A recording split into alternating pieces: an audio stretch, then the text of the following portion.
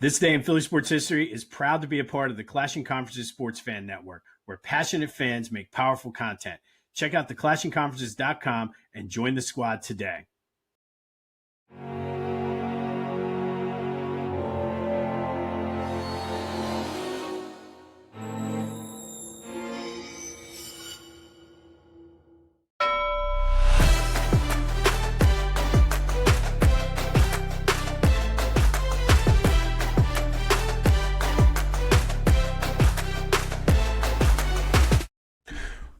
What's up, everyone? Welcome to this day in Philly sports history for July 6, 2026.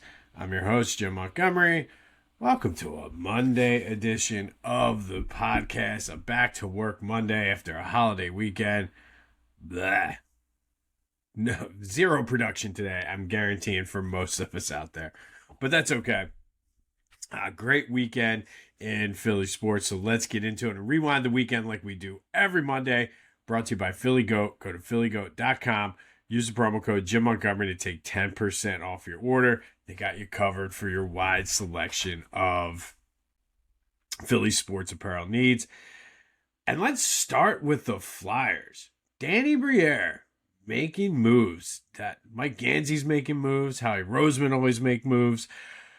Came out on, I guess it was Friday, that they sent an offer sheet to Leo Carlsson, the young phenom, 21-year-old center from the Anaheim Mighty Ducks, 5-year, $18 million a year, far,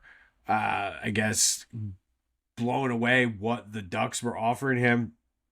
They have until the 10th to decide what they want to do with it, but this is a huge move that potentially could set the Flyers up for years to come, as they have Porter Martone, they have Leo Carlsson. So we'll see what happens. The Ducks obviously could match this, and it's all for nothing. But Danny Briere off the top rope with this offer sheet. You got to love it. I'm not going to sit here and pretend to know much, but I do know the name Leo Carlsson. I also know that I overheard some guys talking at the pool the other day who seemed way more knowledgeable about Flyers than myself, who think he and Martone together on a line is going to be electric. So, like I said, I like it. Kind of Danny Briere has set them up now where they can make moves like this and take the chances and put themselves out there. And that's what you've been waiting for this rebuild. So they have the young talent, bringing in a guy who's 21 but has the potential to be an elite scorer if he's not already. I'll take it. 100% take it. Jamie Drysdale and Trevor Zegras also filed for arbitration, so there will be no offer sheets for them. But overall, good weekend for the Flyers. So you got Mike Gansey making moves. You got Danny Briere making moves. You got Howie being Howie. You got the MLB trade deadline coming up very soon. Dombrowski, your move, brother. Your move. All right, and speaking of those Phils, they split over the weekend with the Royals winning 6-1 on Saturday. Alec Boehm, JT, and Gabriel Ricones all hit homers. Jesus Luzardo was outstanding, striking out 9 in 6 innings pitched. And then yesterday, it was the Aaron Nola game. And it didn't end up the way you'd think it would. Aaron Nola was outstanding. By far, I think his best start of the season went into the 7th, struck out 7, but the offense only managed 5 hits. So if this is more in line with the Aaron Nola we're going to get, I'd be okay with that. So I need to see it consistently, but not a bad start at all. And it kind of aligns with what they were saying after the last start, that he had it and then just a couple things went wrong. So we'll see as we head into, I guess he probably has one more start, maybe 2 before the All-Star break. I know we're running up close against it, but I'll take it. Still 3 games back of the Braves compared to where they were. Once again, I will take that. All-Star teams were announced. Kyle Schwarber, Johan Duran, Christopher Sanchez all made the team. Brandon Marsh voted in as a starter. Bryce Harper, the commissioner's legend pick. So the Phils get 5. No word yet on whether Schwarber and Harper will be in the home run derby. I know Harper said his dad hasn't really thrown since the last time he was in the home run derby. So if he can find somebody to pitch to him, he would consider being in it.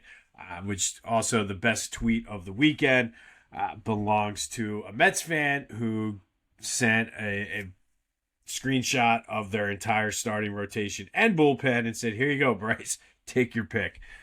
So you got to love that. But they're back at it tonight. Christopher Sanchez on the mound as they look to take this series against the Royals.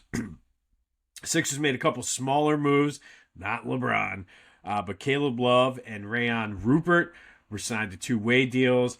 These guys have a ton of potential. And the fact that the Sixers have had success with these contracts and whatever they're doing down there in Delaware with developing these guys, I like it. But these guys definitely have, especially Love, have some potential to really be some key pieces for this team. They're not going to come off the bench or come in and be in the starting lineup, but you need some of that bench depth, and we'll see what they can do down in Delaware.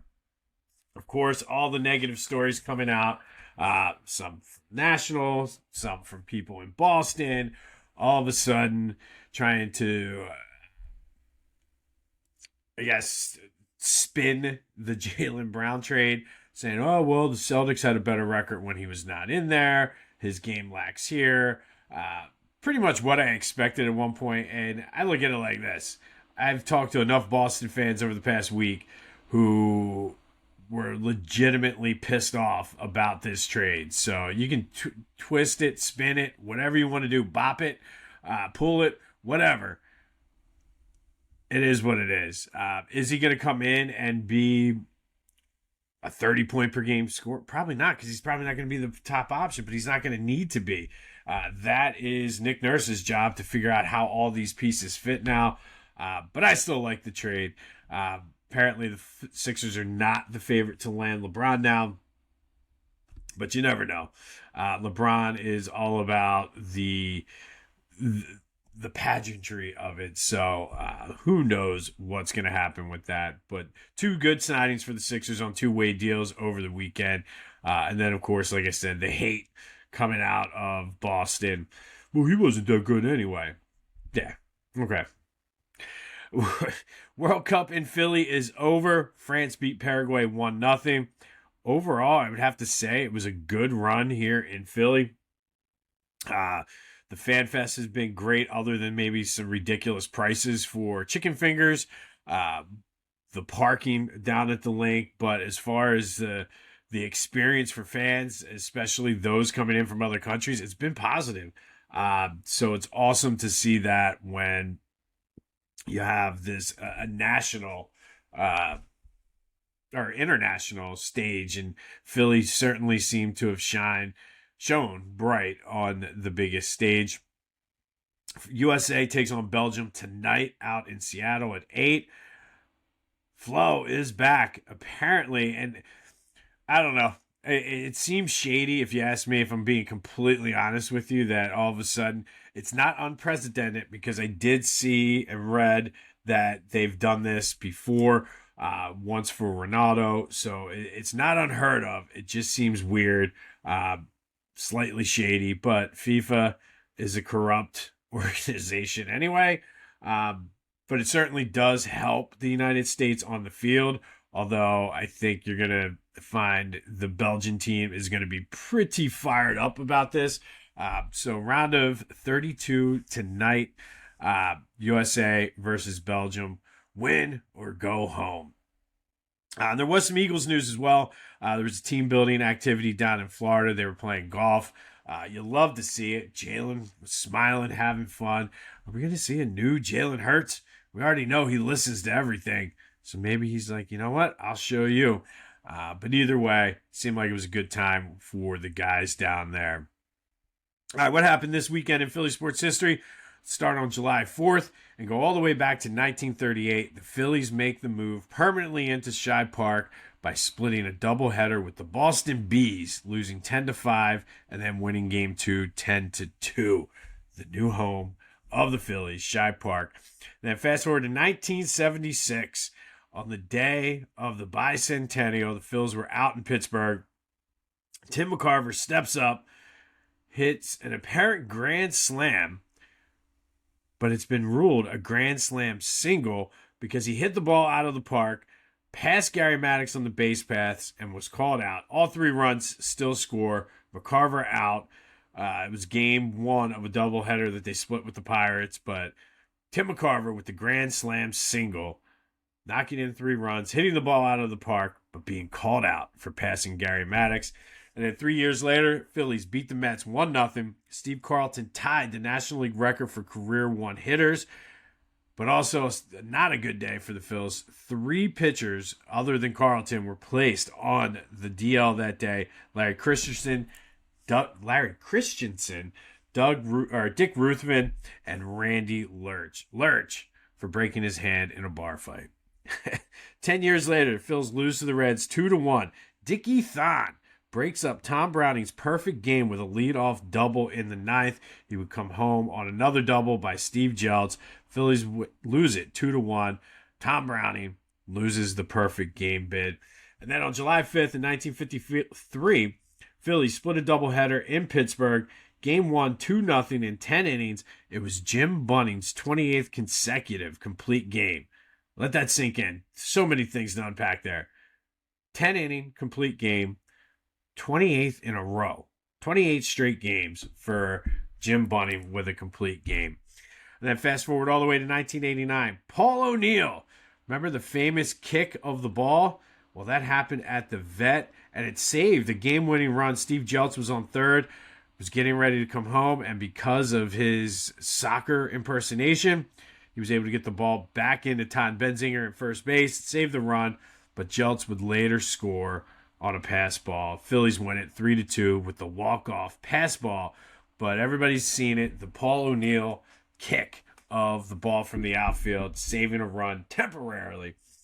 And then in 2024, Phils beat the Braves 8-6. Aaron Nola with his 100th career win.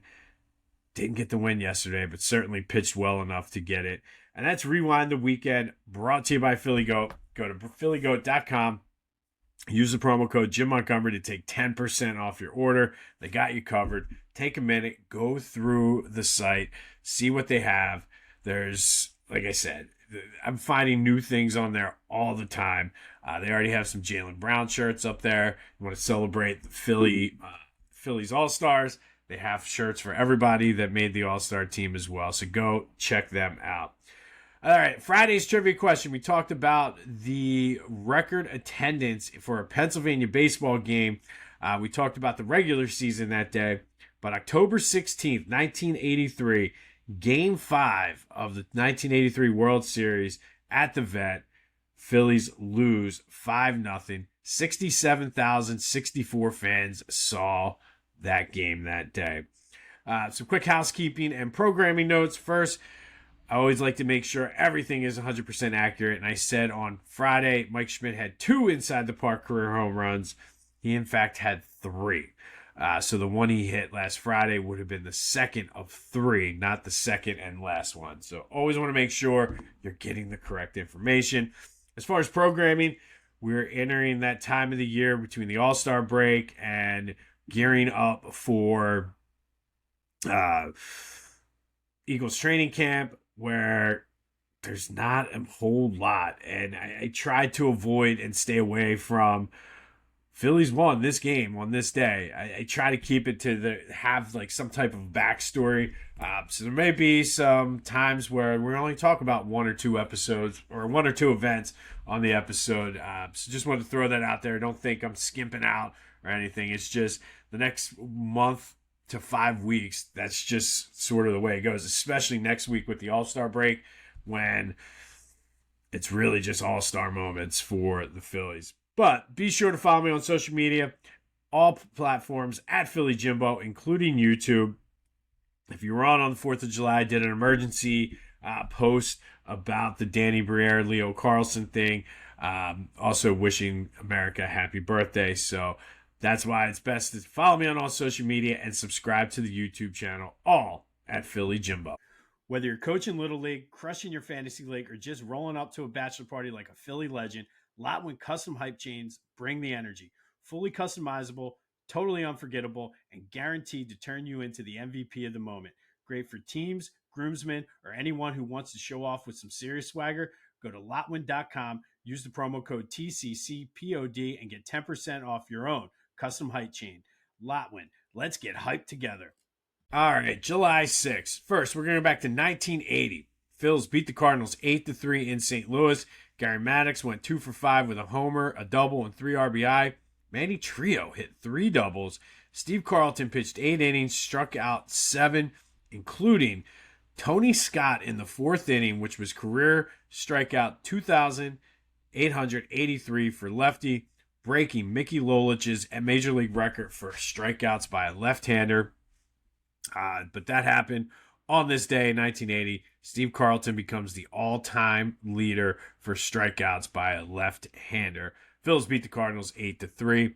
Then 6 years later, Phillies beat the Reds 12-5 and tie a team record and a major league and a team record for extra base hits in an inning with 7. They had 4 doubles, a triple, and 2 homers. Jeff Stone and Ron Roenicke homered in that inning for the Phils. And there's another Ron Roenicke. Went 4 years without ever talking about Ron Roenicke. And here we are 2 times within a week. But that happened on this day in 1986. 1989, Mike Schmidt, despite retiring a month or so earlier, was voted to start at the All-Star game at third base by the fans. He did decline, but did show up in uniform to be honored at the All-Star game that year. But Mike Schmidt elected to start in the All-Star game despite retiring a few months earlier. And that leads us perfectly into today's trivia question. How many All-Star games did Mike Schmidt in fact start? Hit me up on the Back to the Future voice and text line 267-495-8531. Answer the question, get anything else Philly sports related off of your chest. Any of my social media, as well as the Discord. The link for that is in the description. Social media is at Philly Jimbo. But how many All-Star games did Mike Schmidt start in his career? And then fast forward to 1985. Eric Lindros was named the Hart Trophy winner. That was the lockout shortened season. Lindros played 46 games but scored an amazing 70 points. Nearly 2 points a game, 1 point. My math, I can't do the math right now, but 70 points in 46 games is pretty damn good for Eric Lindros, and we all felt the future was bright at that point. And then 2009, Phil scored 10 runs in the first inning on home runs by Shane Victorino, Greg Dobbs, and Chase Utley. Jason Worth ended the scoring in the 8th with a grand slam as the Phils beat the Reds 22-1. It was their most lopsided victory in modern team history. Cole Hamels was outstanding on the mound that day, held the Reds to 3 hits and 1 run while walking 0, but the Phils beat the Reds 22-1 for their largest margin of victory in modern team history. All right, finally today, our tournament brought to you by beachcaddy.app. Go to beachcaddy.app. If you're in Sea Isle, Wildwood, Avalon, Stone Harbor, or Ocean City, let them take the stress out of your Jersey Shore vacation. They'll move you in, move you out, and they have the best beach carts at the Jersey Shore. So go to beachcaddy.app, use the promo code Jim Montgomery to take 10% off your move in, move out, as well as your beach cart rental. All right, Friday, we had a doozy. Gene Banks versus Aaron McKee, the 4-5 seed out of the Overbrook Regional. Had to go to the tiebreaker on this one, and it was Gene Banks coming out on top with 51% of the vote. A close one. It seemed to be pretty split among generational lines, but Gene Banks moves on, awaiting possibly a date with Wilt Chamberlain. Today, let's go to the North Regional. We have a 1-8 matchup. Winner of this game will play and take on Guy Rogers. We have Dawn Staley, the 1 seed, versus Tyreek Evans, the 8 seed. Dawn Staley went to Dobbins. She was National High School Player of the Year in 1988, helped lead Dobbins to 3 straight public league titles. She averaged 33 points per game. She was a prep All-American, and from there she went to UVA, where she was a 3-time All-ACC pick, 3-time All-American, helped lead the Cavaliers to 3 Final Fours, including a title where she was the most outstanding player of the tournament, 2 National Player of the Year awards for Dawn, and then she played in the ABL, where she was a 2-time All-Star before the league folded, 2-time Female Athlete of the Year, went to the WNBA upon its creation, 6-time WNBA All-Star. She's on their 10th and 15th anniversary All-WNBA teams, and then she became a coach. She was a 3-time champion right now as a coach, 4-time Coach of the Year. She was basketball, women's basketball, and FIBA Hall of Famer. She has 3 gold medals as a player and 1 as a coach. So Dawn is absolutely a GOAT status here. But she is taking on Tyreek Evans, who went to American Christian Academy in Aston, where he averaged 32, almost 9 rebounds, and 4 assists his senior year. He was the MVP of the McDonald's All-American game. He was the co-MVP of the Jordan Brand Classic. He was featured in Slam Magazine as a high school diary keeper. He played some varsity starting in 7th grade. Just outstanding. Featured in the documentary Gunning for the number 1 spot. He was the number 3 point guard and number 6 prospect coming out of high school. Went to Memphis, where as a freshman, he was finalist for Player of the Year. He was the 4th pick in the NBA draft. 10-year solid NBA career, winning Rookie of the Year. Now it's your turn. What a matchup this is. Tyreek Evans versus Dawn Staley. Who moves on to play Guy Rogers? Get your votes in any way you can. All social media, Back to the Future voice and text line, Discord, whatever you got to do to get this vote in. But what a matchup. Dawn Staley, the number 1 seed, versus Tyreek Evans, the number 8 seed out of the North Regional. On this day in 2009, Phillies scored 22 runs, beat the Reds 22-1, the biggest margin of victory in their team history. 1995, Eric Lindros named the Hart Memorial Trophy winner. Mike Schmidt voted to start the All-Star game in 1989 despite retiring earlier. Didn't play, but did come on the field to get recognized. Phillies beat the Reds 12-5, tying a major league and a team record with 7 extra base hits in 1 inning. And then 1980, Steve Carlton becomes the all-time leading strikeout leader for left-handers in an 8-3 win out in St. Louis. We will be back tomorrow. It's Tuesday, time for a little motivation/positivity on a Tuesday. We'll recap any news from the Flyers, Sixers.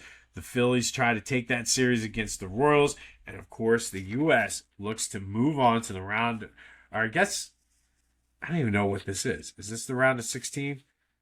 Yeah, I guess this is the round of 16. So they're looking to move on to the quarterfinals. They beat Bosnia. That's right. So this is a round of 16, not a round of 32. They look to move on to the quarterfinals. Cash my bet, too. USA to make the quarterfinals. But this has been This Day in Philly Sports History for July 6, 2026. My name's Jim Montgomery. Go have yourselves a Monday. Be safe out there with the rain and the storms and any crazy weather we're going to get today. And until next time, I'll see you when I see you.